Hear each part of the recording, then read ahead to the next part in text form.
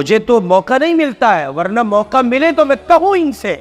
ان ہندوؤں کو میں کہوں، ان سکھوں کو، دلتوں کو، پارسیوں کو، دنیا میں ہندوستان میں جتنی کمیونٹی بستی ہے، میں ببانگ دہل ان سے کہہ رہا ہوں، آج مسلمان ٹارگیٹ ہے، مسلمان کو نشانہ کیا جا رہا ہے، لیکن سنو، یہ نظریہ کوئی اور ہے، یہاں کچھ اور لایا جائے گا، یہاں کوئی نہیں بچے گا، یہاں وہی ایک نظریہ بچے گا جو اکھنڈ بھارت کا خواب دیکھتے ہیں، وہ اس ملک کو برہمن واد پر لانا چاہتے ہیں، باقی سب غلام ہیں، یہ زمین گویا ان کے لیے بنائی گئی ہے۔ بھلا جس ملک کی اقتدار میں بیٹھی ہوئی طاقتوں کے نظریات اس درجے فاسد ہو، اگر اس ملک میں آگ نہ لگے، نوح نہ جلے، میوات نہ جلے، آشم پورا کانڈ نہ ہو، بھاگلپور فساد نہ ہو، 2002 کا گجرات جنگ دنگا نہ ہو، مراد آباد کی سرزمین نہ جلے، 19 میں دلی نہ جلے تو اور کیا ہو؟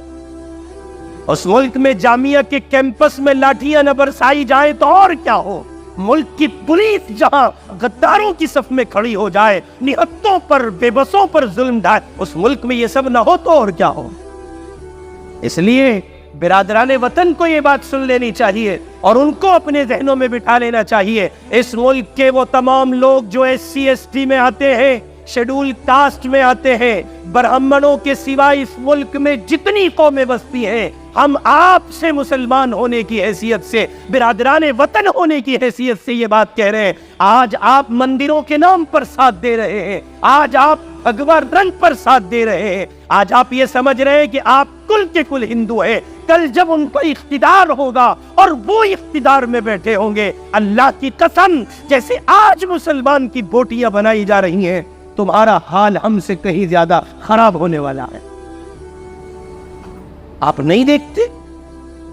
کہ ملک کی SC/ST کو، شیڈول کاسٹ کو ان کے اپنے مندروں میں داخلے کی اجازت نہیں ہے؟ میاں مندر تو کجا، وہ اگر اس ایریے میں بھی پرویش کر جائے، اس ایریے میں بھی کہیں آ جائے تو وہ اس کے لیے اپوتر ہو جاتا ہے، اس کے لیے گندا ہو جاتا ہے۔ تو سوال یہ ہے، جب ان کے مندروں میں تم نہیں گھس سکتے، آنے والے کل میں ہندوستان میں اپنا فیوچر سیف سمجھتے ہو؟